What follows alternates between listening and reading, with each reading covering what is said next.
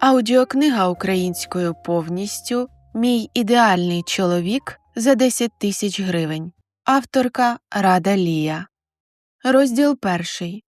Я вірю в те, що у кожної людини є її половинка, soulmate, так сказати, ідеальний партнер або партнерка, інша людина, яка створена саме для неї.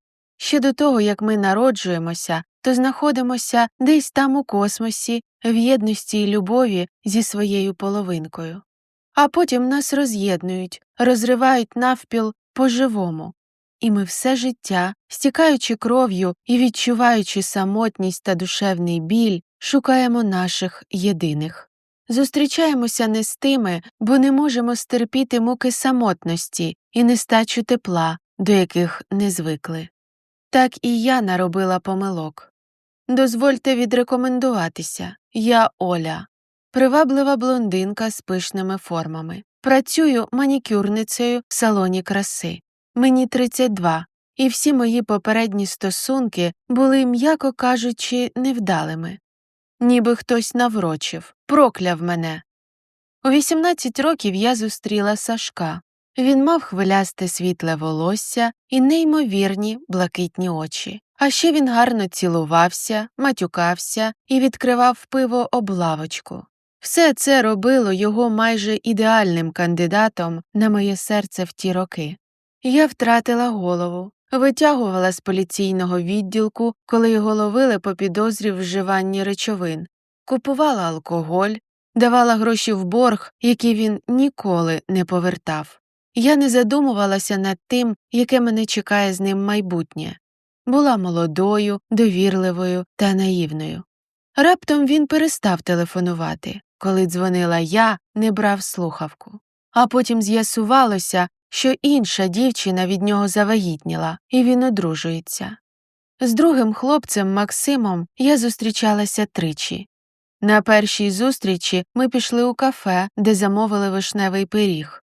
Коли виходили з закладу, Максим обурився, що йому не дали знижку, бо ж власник був його знайомий.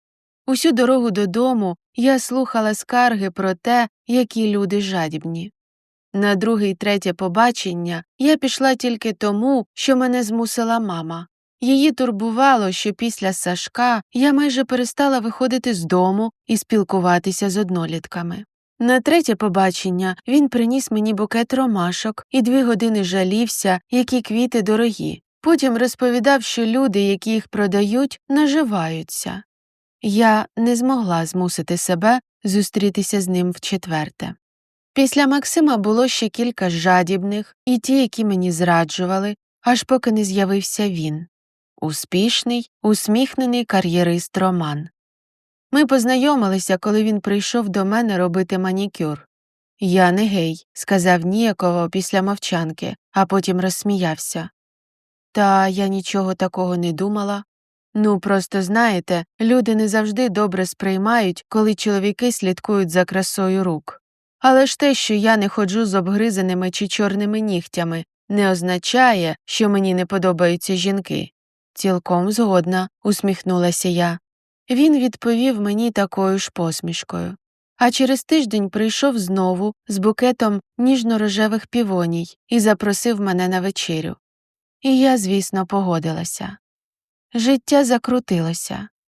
Частенько Роман забирав мене після роботи на своєму Ауді, чим викликав заздрощі моїх колег, і ми їхали вечеряти в черговий розкішний і модний ресторан. Його знали всюди. Він зустрічав знайомих бізнесменів, фінансистів і навіть кримінальних авторитетів. Було відчуття, ніби я зустрічаюся з зіркою. «Дивися, подруго», – якось попередила мене колега. «Такі чоловіки люблять більше себе, ніж жінку». Я не погоджувалася з нею. Він завжди приходив з квітами, всюди платив за мене, купував одяг, забирав з роботи, привозив ліки, якщо я хворіла. Так раніше ніхто не піклувався про мене. Роман займався в тренажерному залі 4 рази на тиждень, правильно харчувався, не мав шкідливих звичок. Якщо вино, то тільки хороше й дороге, якщо палити, то фірмові сигари з друзями, якщо одяг, то тільки брендовий, із натуральних тканин. Сон по 8 годин мінімум, контроль цукру.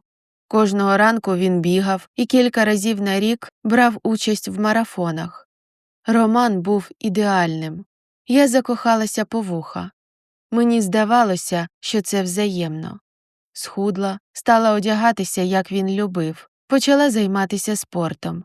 Стала вегетаріанкою, читала книжки, які він радив.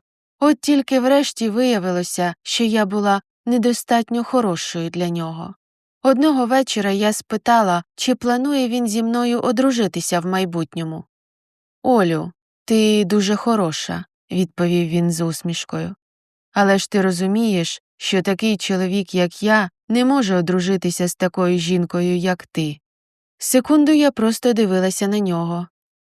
«А що зі мною не так?» «З тобою все так», – сказав він поблажливо. «Ти чудова, але такі чоловіки, як я, укладають шлюби з відомими спортсменками, актрисами, художницями або доньками успішних бізнесменів. Бо найкраще тягнеться до найкращого. А я, значить, не найкраща? Не ображайся. Ти ж розумієш, що я маю на увазі. Ти манікюрниця. В нас може бути велике кохання, яке ми запам'ятаємо на все життя, феєричний секс, але не більше». Він навіть не задумався, а значить, завжди знав те, що зараз озвучив, і ніколи нічого зі мною не планував. А я дурна дивилася на нього як на Бога і наївно кліпала віями. Думала, що зустріла свого принца. Ще кілька хвилин я сиділа на ліжку і дивилася на підлогу. Потім мовчки встала, зібрала свої речі і вийшла з квартири. Більше ми з ним не бачилися. Вочевидь, що манікюр тепер йому робить хтось інший, бо в салон, де я працюю, він більше не приходив. Я довго розмірковувала, чому мені так не щастить. І ось сьогодні прокинулася і зрозуміла, що було не так. Всі вони, всі чоловіки в моєму житті не підходили мені. Астрологічно. Звучить як маячня, скривилася подруга дитинства Марія, коли за п'ятничним пивом я озвучила їй свої припущення. Вона примружилася і відкинула з лоба пасмо темного волосся. «Ти що, віриш в усю ту астрологію? Це ж науково не підтверджено. Скажи ще, що ходиш до тарологів чи дивишся онлайн-розклади». Вона зайшлася сміхом, а я почервоніла, бо справді грішила таким. «Ти просто скептик. Те, що ти у щось не віриш, не означає, що цього не існує». «Ну, удачі», – вона криво посміхнулася. Коли ми розійшлися по домівках, з моєї голови не виходила думка, що астрологія, нумерологія, якісь знаки від вищих сил зможуть допомогти зняти прокляття, яке не дає мені зустріти свою долю і бути щасливою. Того тижня я багато годин провела, гортаючи Фейсбук та Інстаграм в очікуванні відповідей на моє питання чи знаків від вищих сил. Та всі, хто там траплявся, здавалися шахраями. І ось нарешті, змучена безрезультатними пошуками та сумнівами, я відкрила Ютуб. Перша потрапляє мені на очі астролог Світлана. 120 тисяч підписників, своя школа астрології, багато хороших коментарів. «Ну що ж, Світлано, я віддаю своє життя тобі у руки, як би це не звучало». Знаходжу її контакти під відео і відразу пишу у месенджері. «Доброго дня, хочу знайти своє справжнє кохання. Чи допомагаєте ви в цьому?» «Доброго дня, Олю. Я чекала, коли ти напишеш. Лише вчора робила розклад, і карти сказали, що ти скоро з'явишся». «Не може бути». Я починаю тремтіти, хоча й розумію, що їй висвічується ім'я користувача, і, можливо, саме тому вона знає, як мене звати. Проте мені хочеться вірити, що це справді доля.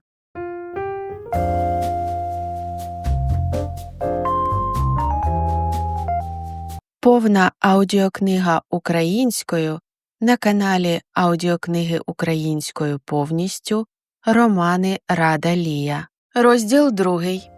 То на коли можна записатися до вас? Приходьте сьогодні, я знайду для вас місце. Я прощаюся, продовжую тремтіти від хвилювання і радості. Нарешті зможу змінити своє життя і знайти справжнє кохання. Відпрошуюся з роботи. Нігті клієнток почекають, а моя друга половинка – ні. Через півгодини підходжу до старої двоповерхової будівлі на краю міста. Прямую повз напіврозвалений паркан та через занедбаний порожній двір. Всередині будинку немає ні охорони, ні будь-кого, хто б міг підказати, куди йти. Підіймаюся на другий поверх. Бачу табличку «Астролог Світлана» і вказівник, куди повертати. Обережно тримаюся за облізлі поручні, які тут залишилися ще, здається, з радянських часів. І нарешті виходжу в коридор, в кінці якого стоять люди, які, вочевидь, як і я, прийшли на консультацію. Кілька жінок сперлися на стіну з облупленою синьою фарбою. Інші сидять на старих шкіряних кріслах. Похмурі, напружені. Я їх розумію. Від хорошої долі сюди не приходять. Підходжу ближче, займаю чергу. Стаю біля вікна, спостерігаю звідти і чекаю. Питаю себе ще раз, чи вірю в усе це. Але яка різниця, якщо допоможе? Люди рухаються повільно. Ось з кабінету Світлани виходить жіночка. Вона усміхається, на обличчі полегшення. Це заспокоює. Нарешті дійшла моя черга. Повільно наближаюсь до дверей. Серце калатає, пальці рук пітніють, нервую. Заходжу всередину, озираюся. Напівтемне приміщення, вікна закриті тяжкими масивними шторами. На кількох тумбочках та шафках, а також на підлозі, горять свічки, які дають тепле світло. Повітря наповнене ароматом воску й лаванди. Посередині кімнати стоїть дерев'яний стіл, на якому також запалено кілька свічок і увімкнена лампа в тканинному абажурі. За столом сидить жінка похилого віку і мовчки вказує на стілець навпроти. Я сідаю. Вона уважно дивиться на мене своїми темними, майже чорними очима. Відмічаю про себе, що жінка мала бути дуже красива в молодості.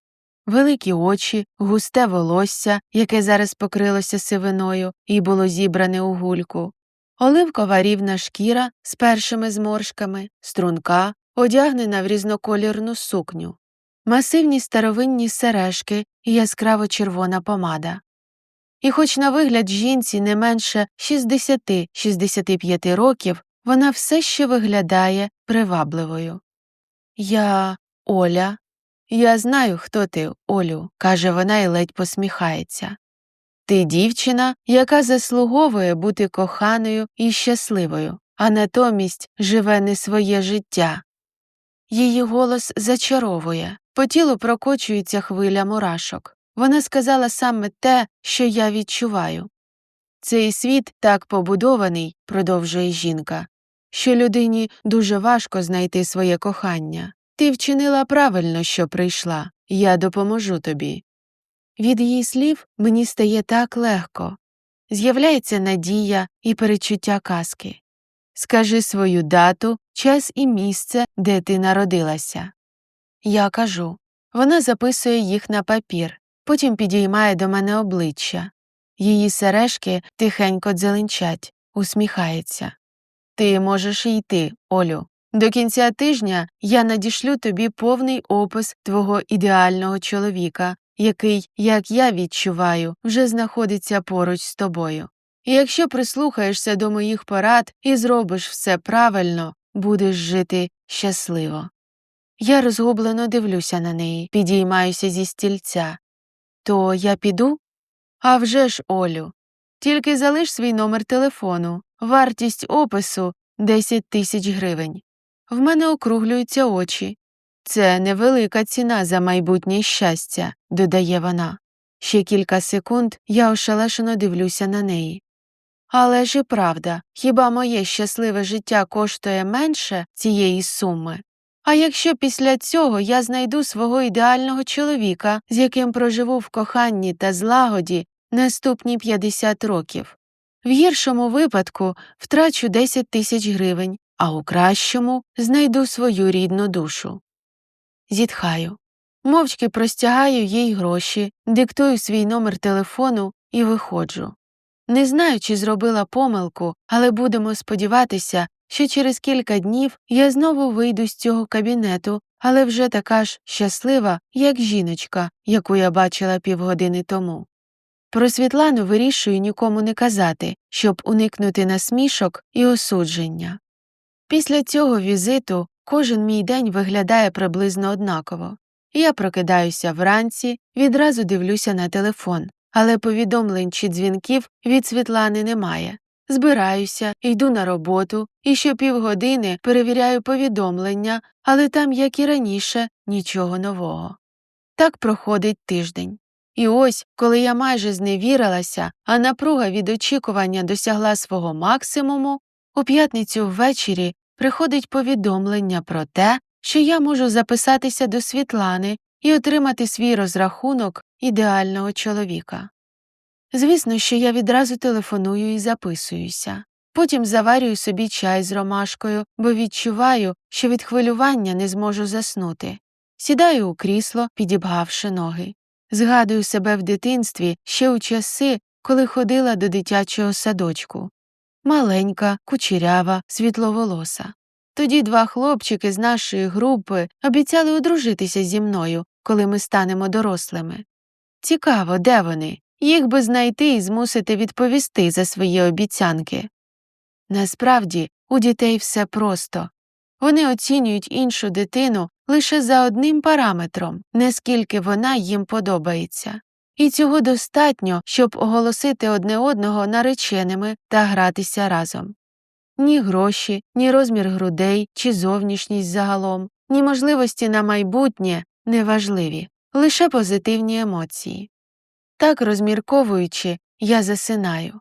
Всю ніч мені сняться чоловіки, в яких на лобі написані цифри від 1 до 100.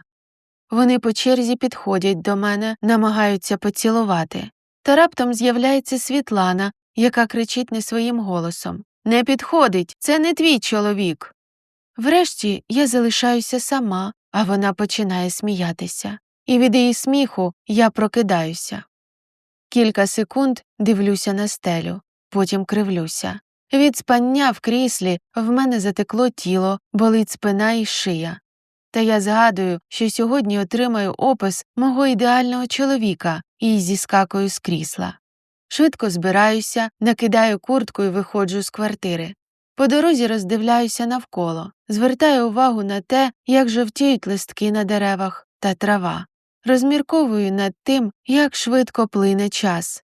Я та сама жінка, яка до 32 років не вийшла заміж, не народила дитину, не зробила кар'єру, не купила квартиру, не подорожувала і не накопичила грошей. Можливо, після сьогоднішньої зустрічі зі Світланою це зміниться. Через півгодини я знову наближаюся до старої будівлі. Цього разу вона не здається мені такою сірою та радянською. Сьогодні моє серце освітлюється надією.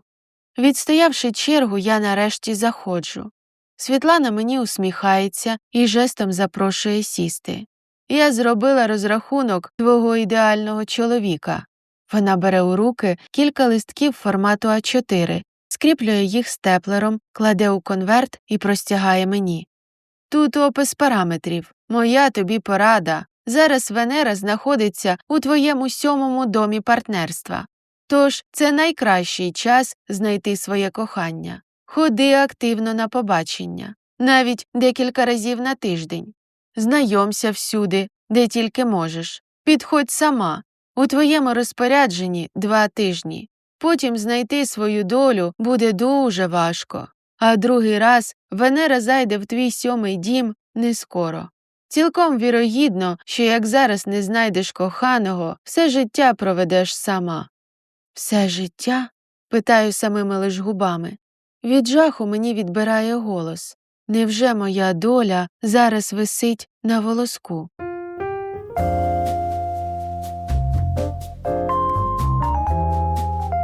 Розділ 3. Заходжу у квартиру. вмикаю світло. Тремтячими пальцями розкриваю конверт. На першій сторінці знаходиться астрологічний опис чоловіка. По асценденту має бути Овен, Лев або Стрілець, дата народження – 1, 3 або 12 число. Рік народження – 1990 або 1985, місяць у Водолії. Далі йде опис того, що ми з ним є однією душею, розділеною для набуття досвіду і проходження уроків. На другій сторінці Світлана описала його якості. Скоріше за все темноволосий і караокий, міцної статури, темпераментний, домінантний. Внизу порада – розглянути всі сайти знайомств і активно ходити на побачення з кандидатами, які відповідають заданим даним, бо час спливає. Від поради й чергового нагадування про час мене сіпає, і я заплатила 10 тисяч гривень за це, кидаю конверт на столик біля дзеркала, сайти знайомств. Я динозавр в цій сфері. В мене навіть акаунта немає. Завжди вважала, що краще знайомитися на вулиці, в кав'ярні, в клубі чи барі або через спільних знайомих. Так ти бачиш людину наживо і відразу можеш відчути, подобається вона тобі чи ні. На сайтах знайомств може сидіти хто завгодно, навіть якийсь маньяк чи вбивця. І це страшно. Та якщо цього не зроблю, то до кінця своїх днів залишуся самотньою, якщо вірити Світлані. Ставлю у мікрохвильовку підігріватися суп, а тим часом приношу на кухню лептоп. Перше посилання – сайт знайомств Баду. Треба написати щось про себе. А що тут напишеш? Мріяла стати ветеринаром, вийти заміж і народити 2 діток. Натомість роблю манікюр і живу в орендованій квартирі. Нічого поганого ні в манікюрах, ні в орендованій квартирі немає. Просто це не те, чого я хотіла. Нарешті видихаю і починаю писати. Привіт, я Оля. Мені 32. Працюю майстринею манікюру і потай мрію перейти до того, що люблю найбільше – лікувати тварин. Я дуже спокійна, домашня і з почуттям гумору. Люблю собачок і котів, а у вихідні можу зникнути в горах або зварити щось смачне. Хочу знайти чоловіка, з яким буде затишно поруч, і який теж дивиться в майбутнє. Сім'я, 2 діток, свій дім і відчуття, що ми команда. І якщо ти цінуєш простоту, турботу і справжність, будемо знайомі. Господи, та кого я обманюю? Ні в якому разі не пішла по гори. Я домашня і люблю комфорт. Палатки, спальні мішки, сидіння на пеньках. Вся ця романтика не для мене. Пам'ятаю, як в школі влітку ми їздили класом до табору на березі Дніпра у лісі. Спочатку було цікаво. До того моменту, як я зрозуміла і відчула, що це таке – ходити в туалет на вулицю, навіть якщо дощ. Танцювати ввечері, відбиваючись від такої кількості комарів, що вони утворюють над тобою конусоподібний рій, схожий на маленький тайфун. Не мати можливості нормально помитися тижнями. З того часу я за культурний відпочинок з окремим туалетом, ліжком, душовою. Але я знаю, що чоловіки таке люблять, тож хай буде. Натискаю «Зберегти». Додаю фото з дня народження Марії. Там я одягнена у сукню, яка підкреслює мої довгі ноги і апетитні форми.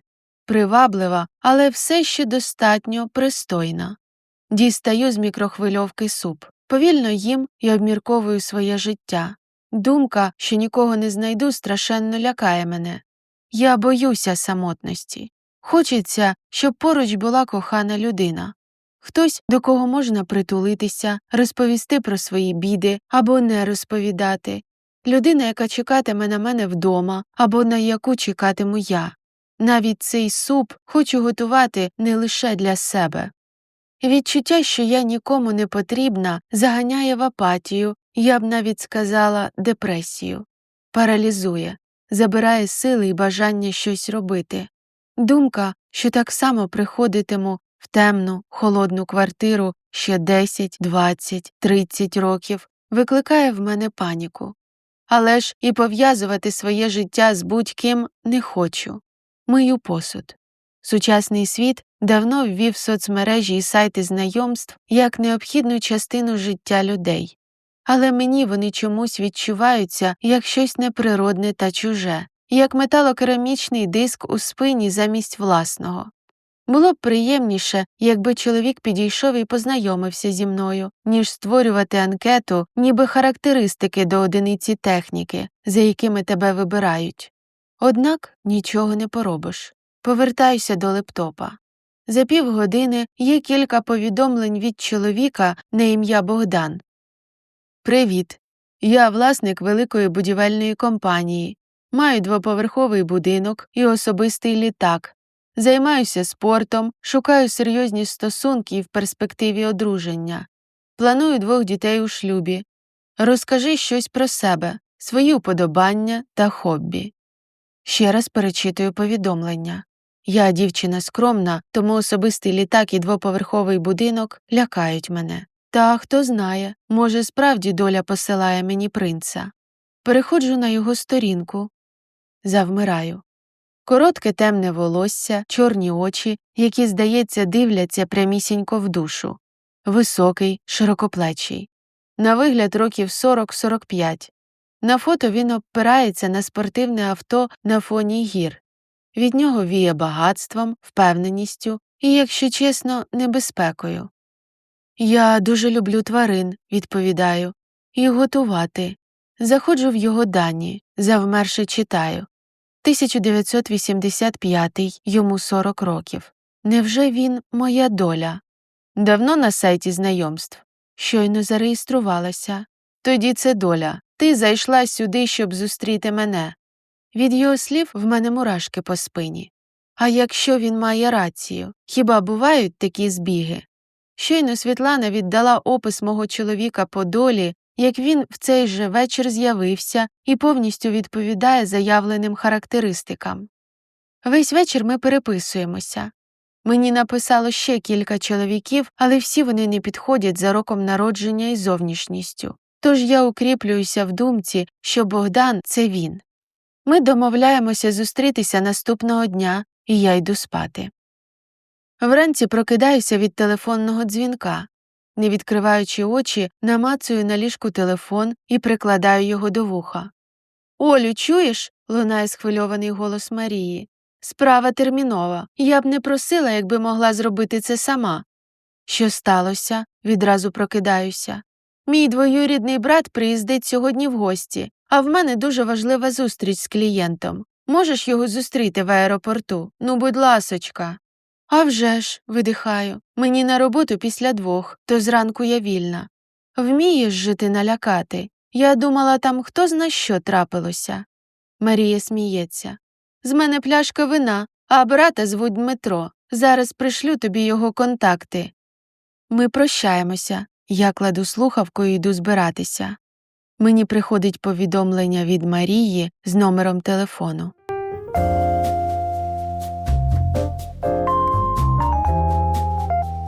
Аудіокниги українською про кохання на каналі Аудіокниги українською книги Рада Лія. Розділ 4.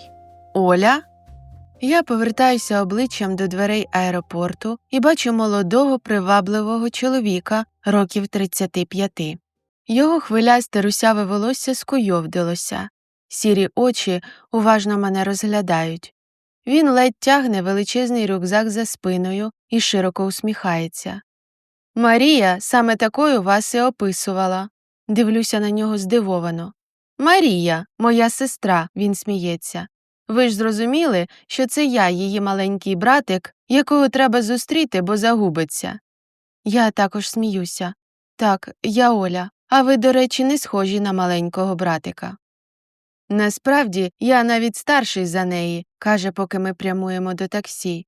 «Але вона з дитинства в нас головна, тож я навіть не сперечаюся з її рішеннями, хоча фактично не зрозуміло, навіщо вам було мене зустрічати. Але», – він підморгує мені, – «ви прийшли, і я цьому дуже радий». Я шаріюся, хоча й намагаюся цього не показувати. За 15 хвилин ми зупиняємося біля дому Марії. «Я тут буду ще 2 тижні», – каже, виходячи з таксі. повечеряємо разом? Я погоджуюся, а він розплачується з таксистом і прямує до під'їзду. Я ж їду на роботу. Бути манікюрницею – це не лише робити гарні нігті людям. Насправді, потрібно бути ще й психологом та найкращою подругою. Кожна людина, яка приходить до мене, могла б зробити це сама, вдома. А от що вона насправді шукає – це хорошу емоцію, подію, яка додасть фарб до сірої буденності навколо. Індустрія краси старанно працює в цьому напрямку. Якщо людина чекає своєї черги, вона може випити чай на травах, почитати журнал, торкаючись пальцями гладких сторінок, на яких зображене розкішне життя. Якщо роблять педикюр чи манікюр, відвідувач сидить у зручному кріслі, дивиться розважальні передачі по телевізору чи слухає музику. Тобто робить те, на що зазвичай через велику кількість роботи часу не вистачає. А для деяких працює особлива послуга – розмова з майстринею манікюру. Коли можна не лише розказати про свої проблеми з чоловіком чи свекрухою, а також почути історії, в які важко повірити і які цікаво слухати. А заразом відчути, що ти належиш до якогось неофіційного жіночого ком'юніті, де тебе за замовчуванням розуміють і підтримують. Як результат, люди виходять від мене не лише з гарними нігтями, а задоволені, усміхнені, неначе після розмови з психологом або після спа-процедур. За це я люблю свою роботу, хоча вона не так добре оплачується, як робота в офісі і не має такого статусу. Але я роблю людей щасливими, або, як мінімум, менш нещасними. День пробігає для мене хоч і виснажливо, але водночас неочікувано швидко. На мій телефон надходить повідомлення, що Богдан через півгодини заїде за мною. Тільки зараз я згадую про нього. Біжу до дзеркала підправити макіяж. Від нервів мені зводить шлунок. Хоча чого мені нервувати? Згадка про те, що в нього є особистий літак і маєток, лякає. Навіщо такій людині манікюрниця? І чому він не одружений, невже в його колі недостатньо жінок? Я відганяю всі ці тривожні думки від себе. Врешті, він перший мені написав і сам запропонував зустрітися. Вирівнюю пасма свого білявого волосся, підфарбовую вії, втираю крем в шкіру рук. Один з плюсів роботи в салоні краси – це те, що можна користуватися, без зловживання, професійними засобами для волосся, нігтів, шкіри. Моя зарплатня не дозволила б мені так на себе витрачатися. Я бризкаюся парфумами, прощаюся з дівчатами і виходжу.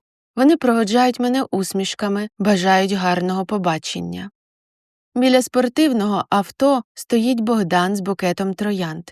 Він широко посміхається і йде мені назустріч, цілує у щоку.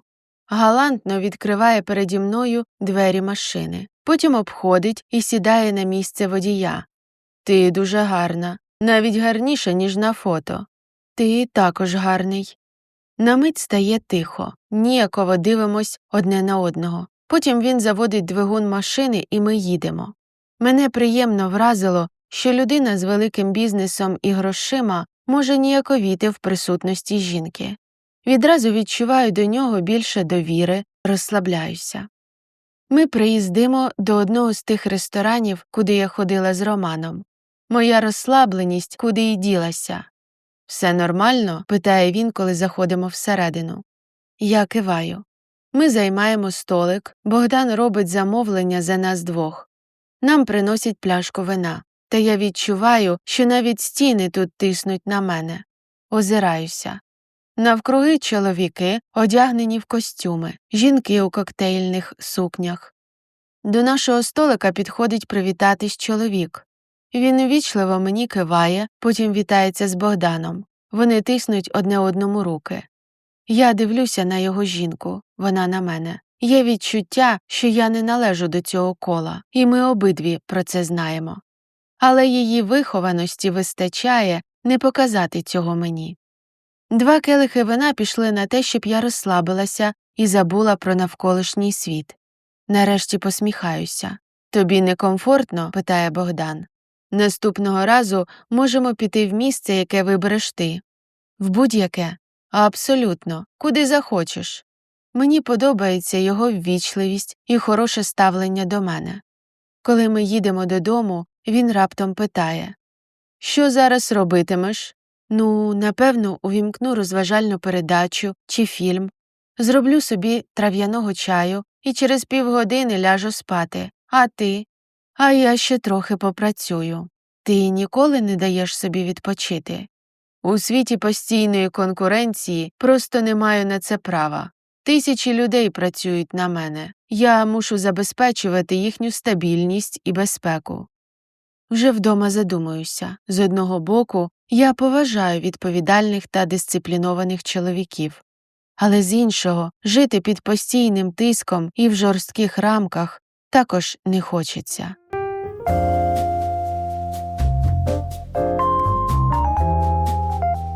Розділ 5. Кілька днів я розмірковую над своїм побаченням. Богдан – красивий, багатий, галантний, вихований чоловік. Та ще й відповідає всім характеристикам, які дала Світлана. Темноволосий, караокий, широкоплечий. Дата і рік народження також підходять. По всіх показниках він той єдиний, якого я мала зустріти. Але щось ніби не те. Не відчувається оце єднання душ, яке мало б бути. Мені на телефон надходить повідомлення від Марії. Там фото, на якому тарілка з круасанами і 2 чашки з кавою. Підпис «Я у кав'ярні «Смак» у центрі. Приїзди». Ти здуріла? Ти бачила, котра година? Зараз лише 9:50, дитячий час. Ти ж не на пенсії. Підіймай свою дупу з дивана і приїзди до нас. Ми разом з братиком тут гуляємо. Чомусь для мене це стало аргументом. Я швидко натягаю джинси та футболку, накидую легку куртку, викликаю таксі і вибігаю на вулицю. Через 15 хвилин виходжу з авто. Марія та Дмитро сидять на літній терасі, не дивлячись на те, що вже доволі прохолодно. Побачивши мене, махають. «Ну, нарешті», – усміхається подруга. Дмитро торкається моєї руки, дивиться мені в очі. Я звертаю увагу на гусячі лапки біля його очей. Кажуть, що така людина має бути добра, бо багато сміється. «Це він попросив тебе позвати», – каже Марія і штовхає брата в плече. Він ніяково усміхається. «В мене завтра день народження», – раптом каже. «Ти прийдеш?» «Прийду». Несподівано для себе погоджуюся. Літня тераса заповнена людьми. Компанії знайомих, парочки закоханих і просто друзі. Я бачу посмішки, багато посмішок. Легка осіння прохолода. Ліхтарі освітлюють нічну вулицю. До кав'ярні час від часу під'їжджає якесь авто, з якого виходять нові відвідувачі. Атмосфера вечірнього Парижа. Принаймні, так я собі його уявляю. Дмитро замовляє для мене лате з круасаном. Нічні калорії. Давно я собі такого не дозволяла. Зазвичай мій вечір – це їжа за лептопом і комедія 20-річної давності. Добра, стара, яка змушує забути про своє життя. Раптом усвідомлюю, що більшість часу витрачаю або на мрії, як воно має бути, або на те, щоб не бачити, як воно насправді є. Підсвідомо намагаюся уникати життя, бо воно не схоже на ту картинку щастя, яку я сама собі намалювала. А зараз, коли спонтанно поїхала на зустріч з друзями, я просто живу. Без порівнянь і оцінки того, що відбувається. Дивлюся на усмішки Марії та Дмитра, і мені стає дуже добре і затишно. Ніби хтось забрав всі мої тривоги. Додому повертаюся близько 12-ї і щаслива відразу завалююся у ліжко. Вже засинаючи, думаю, що було б непогано завести кота чи собаку. Когось, з ким би я могла гуляти на вулиці чи заціловувати вдома, любити. І чому таке раніше мені ніколи не приходило в голову? Коли відкриваю очі вранці, мій настрій такий же чудовий. Я просто лежу на ліжку і дивлюся кілька хвилин на стелю, яка саме сьогодні здається мені надзвичайно затишною і приємною. У месенджері є кілька повідомлень від Богдана, який запрошує мене в наступну п'ятницю до ресторану. Я думаю, що це так нудно, отак постійно домовлятися про щось за кілька днів, а то й тижнів, і жити по графіку. Набагато приємніше їхати на зустріч отак спонтанно, як вчора до Дмитра з Марією. До речі, про Дмитра. Я знаходжу в повідомленнях його номер, який мені раніше надсилала Марія. «З днем народження», пишу йому, «хай всі твої мрії збуваються». Він надсилає мені смайлик. «Ти ж прийдеш сьогодні?» «Обов'язково». Я раптом усвідомлюю, що мені терміново треба купити йому подарунок. Зіскакую з ліжка і біжу вмиватися. «Що твій брат любить? Які в нього хобі?» пишу по дорозі до ванної кімнати. «І тобі привіт», надходить відразу відповідь. «А ти чим вчора слухала? Він продає музичні інструменти на Амазон. То як думаєш, що йому подобається?» Згадую, що Дмитро грає на гітарі та губній гармошці. Купити гітару я не потягну, а от губну гармошку можу. В 10 хвилинах ходи від моєї роботи розташовується один невеличкий магазин з музичними інструментами. Я швидко збираюся, бо планую зайти туди перед роботою. Вибігаю з квартири. Зазвичай ходжу пішки, але сьогодні вирішую доїхати маршруткою. В магазині довго вибираю подарунок разом з консультантом і, нарешті, щасливо поспішаю на роботу. Я вже й забула, як це приємно дарувати щось людині, яка тобі подобається, турбуватися, хотіти зробити іншому добре. Весь день очікую вечора. Кілька разів переписуюся з Богданом. Він майже завжди зайнятий і навіть зараз знаходиться на підписанні суперважливого договору для його компанії. Я раптом усвідомлюю, що так і не спитала, що він любить, які в нього хобі. А він сам не розповів. Після роботи поспішаю до кафе «Діалог», куди мають під'їхати Марія з Дмитром. Коли заходжу всередину, відразу зустрічаюся поглядом з Дмитром, який ніби весь час дивився на двері і чекав на мене. Підходжу до стола, і він встає, цілує мене у щоку. «Подарунок», простягаю йому коробочку. Сподіваюся, що сподобається. Він розгортає, секунду дивиться на гармошку, потім задоволено усміхається. «Дякую». Знову цілує мене у щоку. Від його доторку в мене мурашки по шкірі. «І скільки тобі виповнюється?» – питаю, коли ми сідаємо за стіл. «Вже повнолітній?» Ми сміємося. Дмитро замовляє вино. 36. Його відповідь несподівана для мене. Я була впевнена, що йому 35. За описом Світлани, моєму судженому, має бути 35 або 40 років. Не проміжок, а саме такий вік. І раптом я розумію. Дмитро не моя доля. Як я раніше про це не подумала. Сьогодні 4 жовтня. На листочку було чітко вказано дату народження. 1, 3 або 12 число. Та й зовнішньо він не підходить. Як же так? «Щось не так?» – питає він, побачивши мою реакцію. «Все нормально». Я відводжу погляд. Мене накриває розчарування. Стає так шкода. Я думала, що нарешті знайшла свою людину. Тільки зараз зрозуміла, наскільки він мені подобається.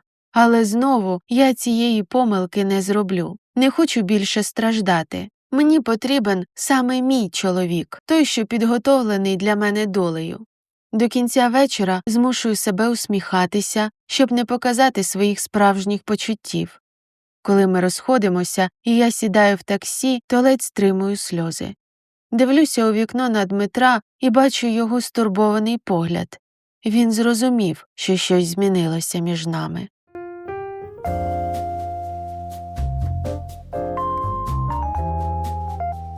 Любовні романи українською мовою на каналі Аудіокниги українською Книги Рада Лія. Розділ 6. Вже вдома я бачу пропущений дзвінок від Дмитра і повідомлення. «Тебе точно нічого не сталося? Може, поговоримо?» Я роблю його через налаштування непрочитаним і ігнорую. В мене немає зараз настрою спілкуватися чи з'ясовувати стосунки. Коли лягаю у ліжко, то майже готова написати йому сама, тому примушую себе згадати всі свої невдалі стосунки, щоб не наробити нових дурниць. Цього разу я зроблю все правильно, щоб в майбутньому побудувати хорошу сім'ю і бути щасливою. Наступного дня я також ігнорую повідомлення від Дмитра. Лиш під вечір, коли він телефонує, все ж беру слухавку. «Привіт, Олю», – лунає хриплий голос.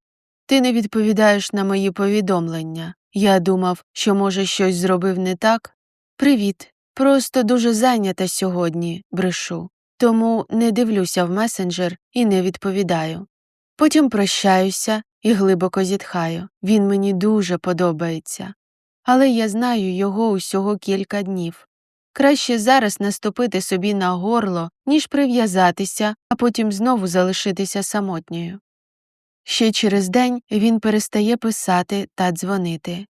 Мені боляче і водночас легше. Тим часом йду на побачення з Богданом. Цього разу він також веде мене в ресторан, але інший, називається «Марево». Поки ми їдемо, чоловік ввічливо питає, як пройшов мій день і що цікавого за тиждень сталося. Робота, дім і один раз зустрілася з подругою, кажу я, про Дмитра мовчу. Ти помічала, як багато людина витрачає часу на роботу, каже Богдан задумливо. Іноді за нею і життя не видно. На мою думку, Богдан, який здавався мені дисциплінованим кар'єристом, і я чомусь думала, що йому це подобається, насправді глибоко самотня і нещасна людина. А що як він просто заручник ситуації? Далі ми їдемо мовчки. Він зупиняється на стоянці біля ресторану, допомагає мені вийти. Я тримаюся за його руку, коли ми заходимо всередину.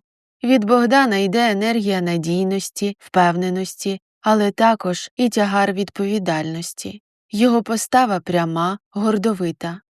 Поруч з ним я відчуваю себе маленькою дівчинкою, яку захистять і вирішать всі її проблеми. Але разом з тим від нього віє холодом і самотністю. І від цього мені некомфортно. Невже це і є моє справжнє кохання і моя половинка? Ми сідаємо за столик, робимо замовлення. «Як твоя робота?» Він дивиться на мене з усмішкою. Проте усміхається лише ротом. Очі залишаються серйозними. «Як завжди, багато клієнтів. Тобі подобається те, чим ти займаєшся?» «Так, мабуть». Я знизую плечима. Мені ніяково від його запитання. Уважно дивлюся йому в очі, але зверхності там немає. «Ти б хотіла зайнятися чимось іншим?» – каже він серйозно. «Чимось більш значущим». «А ти вважаєш мою роботу неважливою?» «Пробач, я не те мав на увазі. Просто мені здається, що ти можеш більше. Я мріяла бути ветеринаром, та, мабуть, вже пізно вчитися. І ще хотіла бути мамою, та ти, мабуть, скажеш, що це також неважливо». На мить він задумується. «Тобі вже 32. Якщо зараз почнеш вчитися на ветеринара, то до 40 років потрібно буде віддавати весь час і сили, щоб добре освоїти професію і набути якнайбільше досвіду. Потім ще кілька років набивати клієнтську базу і здобувати авторитет. Діти заважатимуть в цей час. І навіть якщо в 42 народиш та наймеш няню, все одно не зможеш одночасно повноцінно бути і мамою, і висококваліфікованим спеціалістом. Тут треба обирати». Кров приливає мені до щік. Він ніби нічого такого не сказав, але відчуття, що мене просто розібрали по кісточках, як бездушний механізм. «Ти, мабуть, маєш рацію», – кажу тихо. «Пробач, якщо образив. Це лише моя думка. Ти можеш жити, як хочеш». Роблю кілька ковтків, намагаюся заспокоїтися, бо після його промови я розхвилювалася. «Та оскільки в нас спільне майбутнє, принаймні мені б цього хотілося, то думаю, що тобі краще бути мамою». «І чому ти так вважаєш?» Мені стає смішно від його впевненого тону. «Ну, краще народити в 33, ніж в 42. Це по-перше. Гроші в мене є, це по-друге. Тож тобі не обов'язково працювати і робити кар'єру, щоб заробляти собі на життя. І мені б хотілося, щоб ти все-таки приділяла час вихованню дитини. В тебе завжди все по плану? Ти ніколи не чиниш під дією емоцій, дивуюся я. Чинки, зроблені на емоціях, в 99% випадків програшні і приводять до поганих результатів. Треба вміти дивитися на життя і оцінювати ситуації холодним розумом. А як же кохання? Це хімія, просто реакція організму, яка швидко проходить. І вже за півроку-рік людина повертається до свого звичайного стану. От тоді й важливо, щоб поруч була правильна людина, з якою можна побудувати сім'ю і без кохання. Дивлюся на Богдана, і мене не покидає відчуття, що я спілкуюся з комп'ютером, роботом, який просто виконує програми і на все має відповіді. Але я не суперечу, відпиваю ще вина. Їм салат, який нам приніс офіціант, розмірковую. Доля ж не дурна, вона ж навіщось послала мені саме таку, другу половинку. Може, це якраз те, чого мені не вистачає? Я людина емоцій, яка нічого не обдумує. Люблю від серця і ненавиджу так само. І якщо гроші є, можу накупити смаколиків і цукерок, а потім тиждень сидіти на вівсянці. Можу останній шматок віддати голодному собаці на вулиці чи безхатьку. Або нагрубити людині, яка порушує мої кордони чи зробила підлість. Я живу почуттями. І до чого це призвело? Мені 32, дітей немає, житла теж, кар'єри чи грошей тим паче. Може, Богдан має рацію, і саме тому доля мені його послала? Яким би було моє життя, якби я стала ветеринаром, чи якби зустрічалася не з почуттів, а тому, що людина добра і мені підходить? Можливо, я б вже мала успішну кар'єру та родину. А якби не сварилася з людьми за свої переконання, то ще й хороших знайомих було б багато. В ресторані ми просиділи ще десь годину. Їли лише рис, салат і запечені овочі. Десерту не було, бо солодке на ніч призводить до стрибків цукру в крові і порушує сон. Фрукти також дієтологи радять їсти лише у першій половині дня, так сказав Богдан. Мені ж залишалося лише слухатися. Він відвіз мене додому, коли вже збиралися йти, вперше поцілував. Ніжно, глибоко, професійно. Потім провів пальцем по щоці і посміхнувся. «Ти дуже хороша дівчина і будеш ідеальною дружиною і мамою». Я вийшла з машини зі змішаними почуттями. З одного боку, ця фраза показала, що він серйозно розглядає мене як свою майбутню дружину. З іншого – почуваюся, ніби корова в стілі, яку вибрали.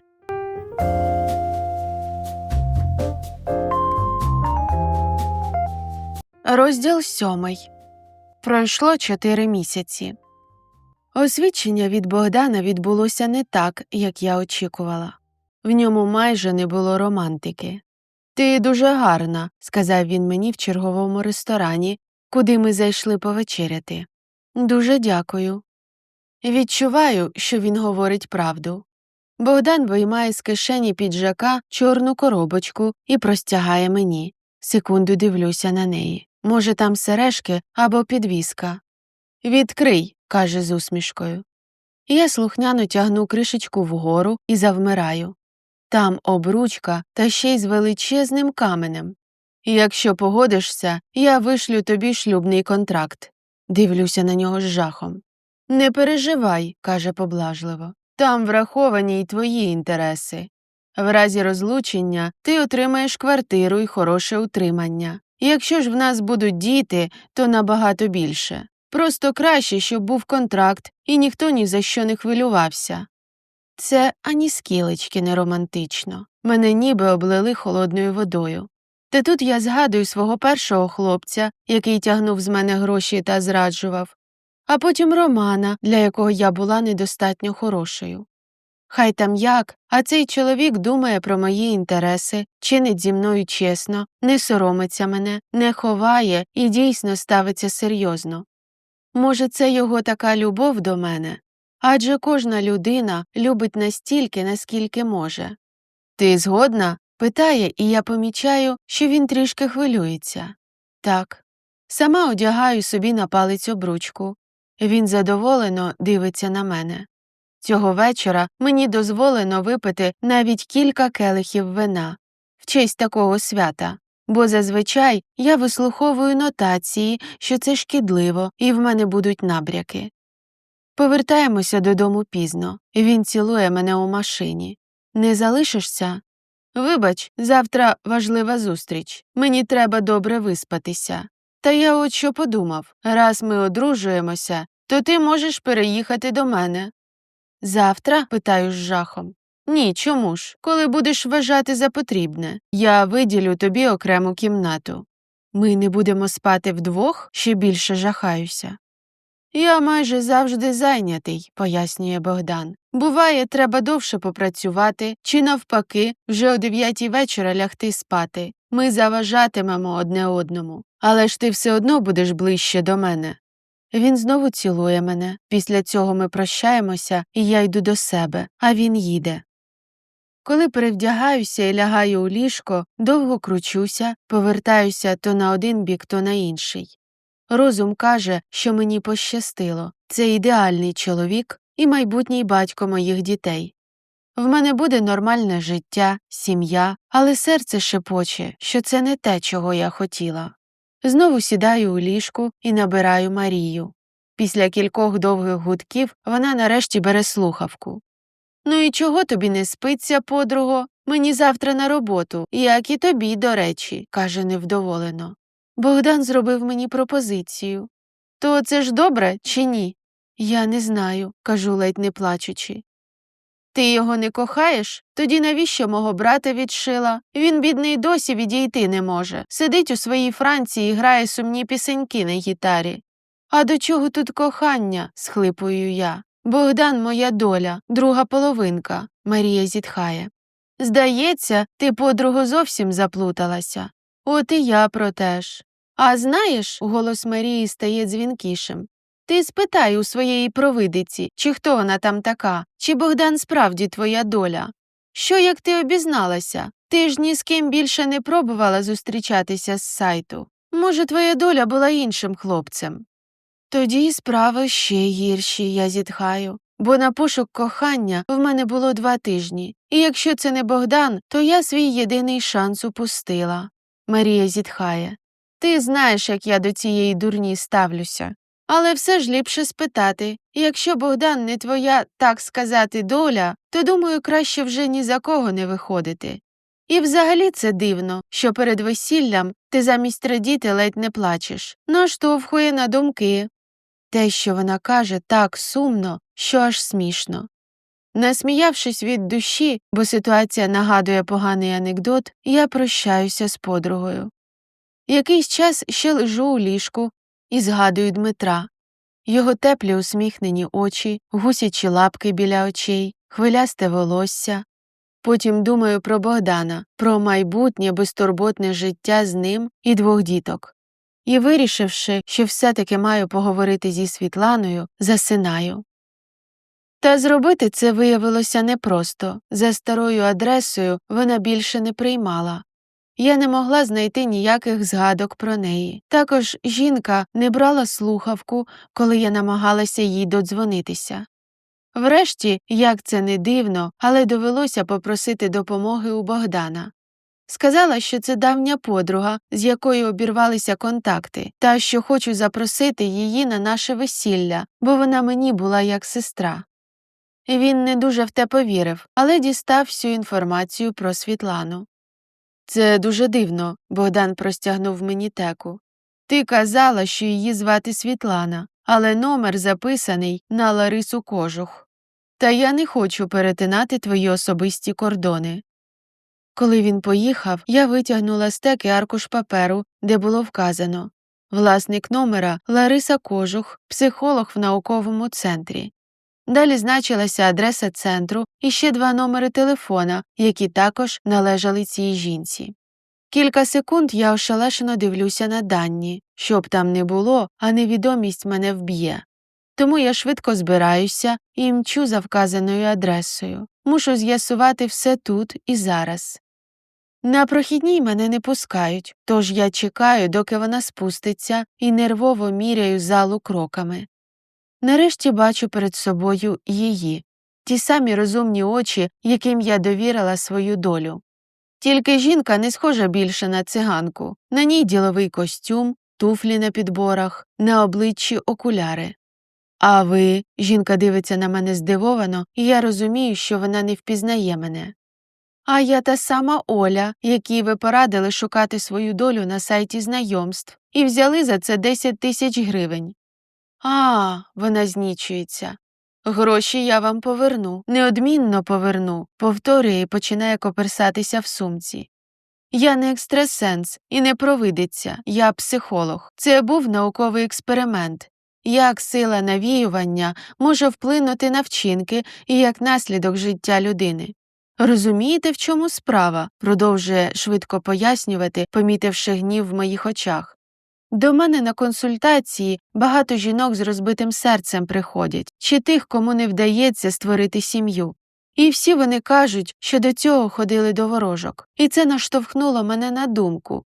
Що, якби замість ворожки вони відразу потрапили до психолога, який би сказав, що їм робити?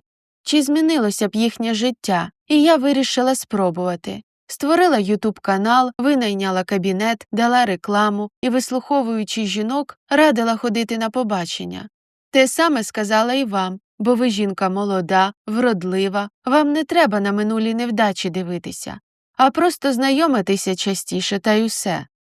Я заклякаю. Такого пояснення я чекала найменше. «Ви хоч розумієте, що накоїли?» – кажу крізь зуби.